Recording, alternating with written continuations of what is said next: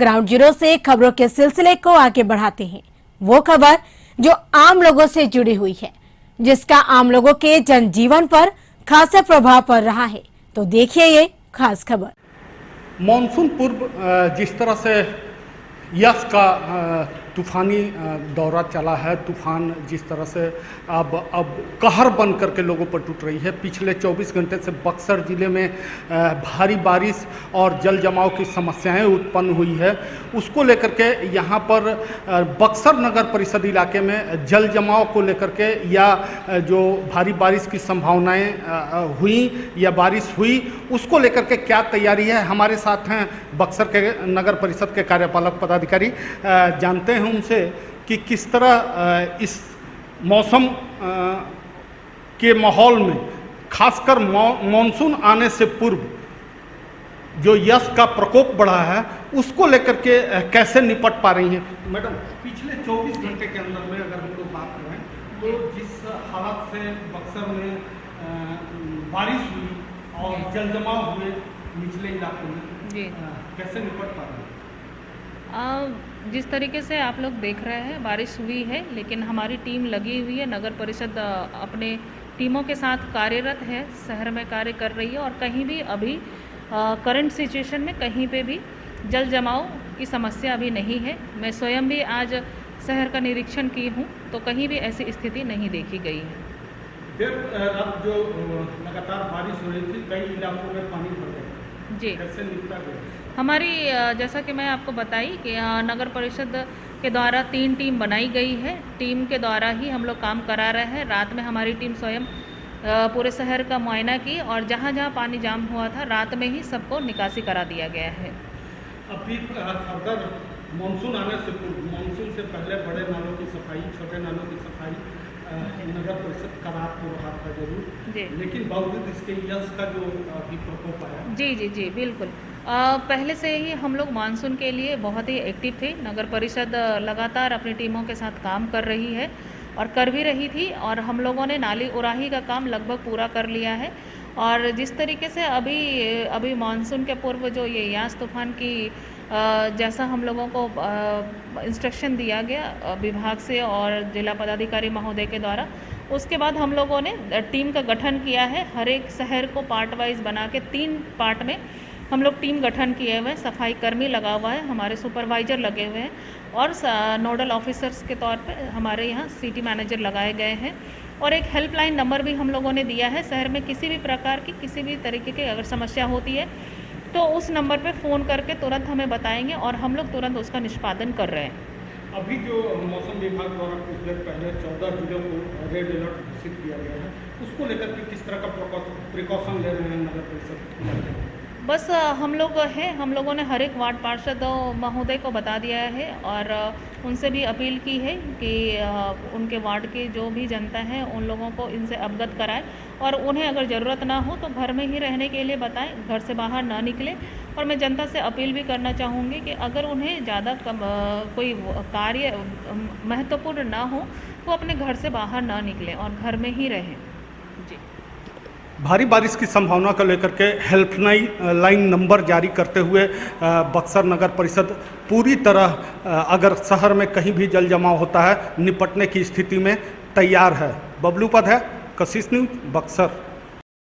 ओडिशा और बंगाल में तबाही मचाने के बाद इसका असर, यस तूफान का असर जो है समस्तीपुर में, बिहार में भी देखने को मिला। अभी हम मौजूद हैं समस्तीपुर का ग्रामीण इलाका है, जहां आप देख सकते हैं कि जो सब्जी की खेती होती है और तमाम तरह के जो फसलें हैं, यह 48 घंटे की बारिश और 40 से 50 किलोमीटर प्रति घंटा की रफ्तार से जो हवा चली है, जिसका असर जो है यह किसानों पे भी इसका असर पड़ा है।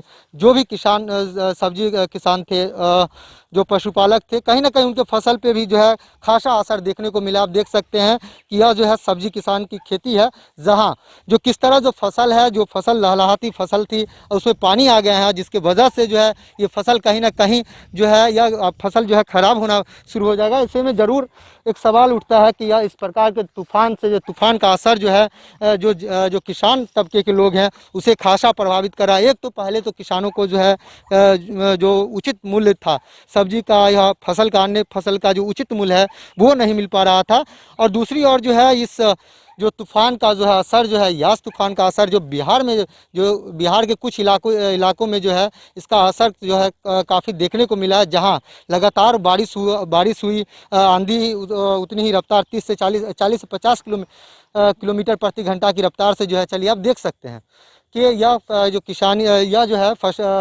जो किसानों के हाथ में जो फसल है वो फसल अब बर्बाद हो चुका है।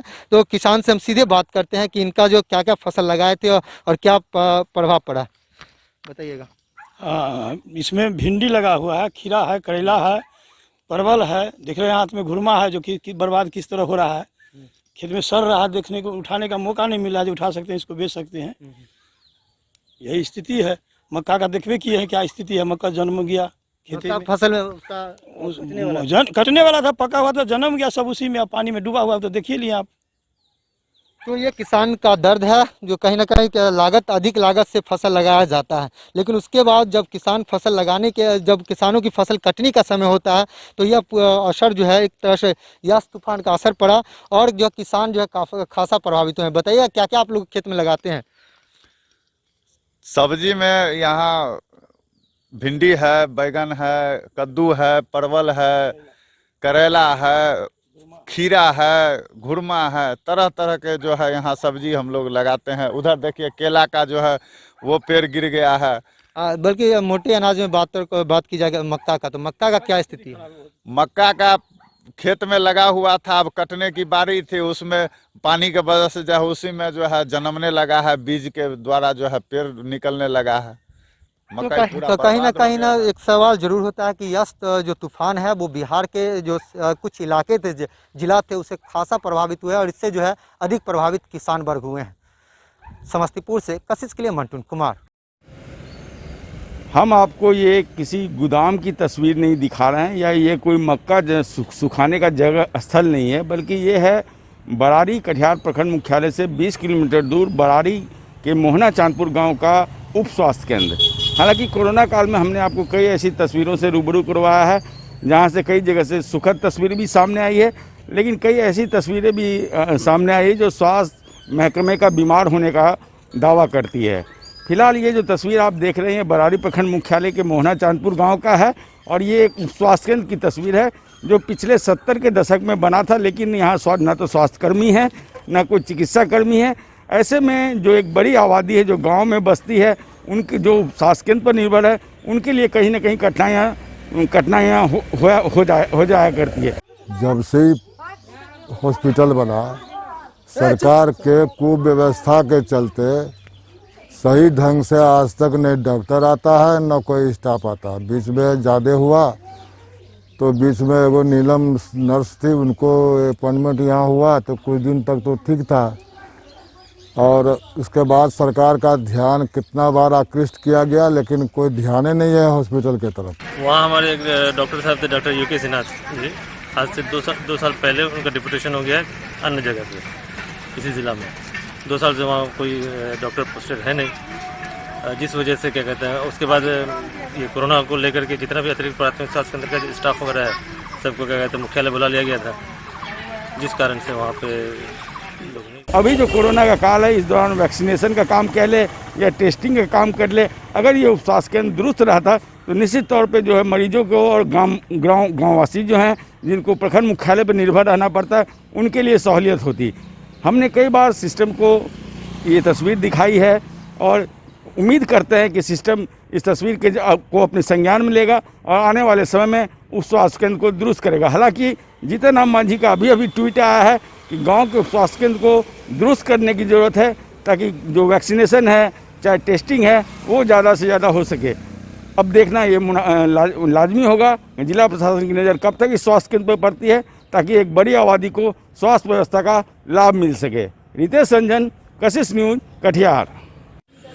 ये नगर थाना क्षेत्र के भगवाड़ा का महासेठी पोखरा का ये जगह है। महासेठी पोखरा किनारे बना एक 10-15 वर्ष पूर्व मकान जो है आज अचानक जो है फट के गिर गया। इस 2 मंजिला मकान बताया जा रहा है। इस घटना में किसी के हताहत होने की जानकारी नहीं है और कोई हताहत भी नहीं हुआ है, लेकिन लाखों की संपत्ति इस घटना में जो है सो मिट्टी पलीद हो गई है, जमीन में बर्बाद हो गया है मकान ध्वस्त होने से। हम दिखा रहे हैं आपको, देखिए किस तरह से मकान का नुकसान हुआ है, किस तरह से मकान जो है टूट करके गिरा है, किस मलबे जो है पूरे बिखरे पड़े हैं। अब अंदाजा लगा सकते हैं ये इस मकान में जो है तो पूरा संगमरमर और टाइल्स से काम किया गया था। मकान एक बड़े बिजनेसमैन का है, बताया जाता है अशोक महासेठ जी का मकान है। इस मकान में जो है तो उनके पुत्रियां और दामाद जो है तो ऊपर नीचे सोए हुए थे। ऊपर के बिल्डिंग में उनके रिश्तेदार सोए थे, नीचे बेटी और दामाद भी सोए थे। इनका जो दामाद है वो जो है सो इनका दामाद जब सुबह शौच के लिए उठे और शौच के बाद जब नल चलाने के लिए गए तो इन्हें कुछ आवाज़ सी सुनाई दी। उसके बाद ये सतर्क हो गए, देखते देखते सारे लोग घर से निकले लेकिन सामान नहीं निकाल सके।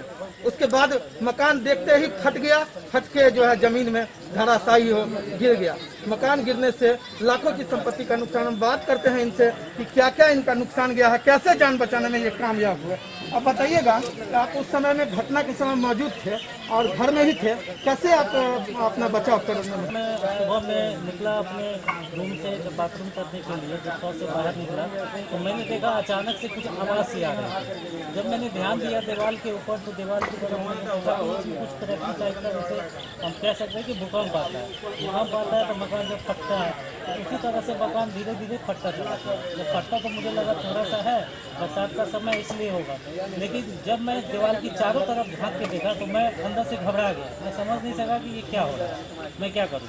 तो फिर मैंने सबसे पहले जाकर के घर के लोगों को उठाया कि भाई देखो मकान में दरार किस तरह का है। जब सभी कोई उठे डरे हुए, जब तक उठे मैंने देखा कि और दरार तेजी से बढ़ता चला गया। जब हम लोग घबरा गए कि नहीं ये क्या हो रहा है, हम लोगों को थोड़ा देर के लिए हो सकता है कि भूकंप वगैरह झटका आया हो।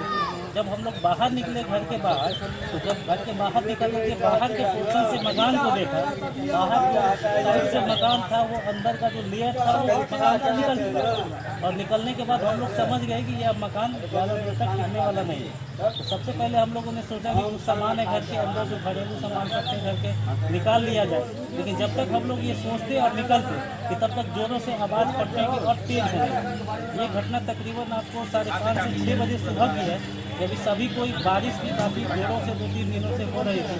हम लोगों को लगा बरसात का समय है, सभी लोग घर से बाहर नहीं जाएंगे। ये संयोग कहिए हम लोगों का या यहाँ के घर वालों का कि अगर 5 मिनट भी हम लोग लेट होते या 5 मिनट भी सोए रह जाते तो लगता है यहाँ आज ये नज़ारा अभी हम लोग घर के साथ साथ लाशों को भी देख रहे हैं।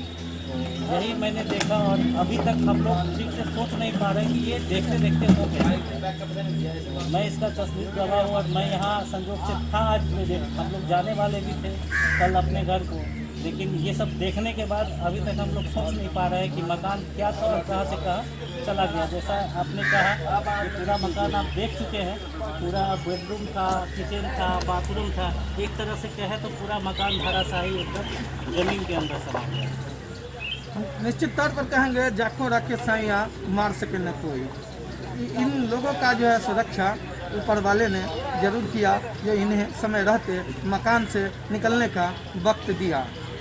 मधुबनी से कशिश न्यूज के लिए कुमार गौरव की रिपोर्ट। इसके साथ इस ग्राउंड जीरो में फिलहाल इतना ही। आप देखते रहिए कशिश न्यूज। नमस्कार।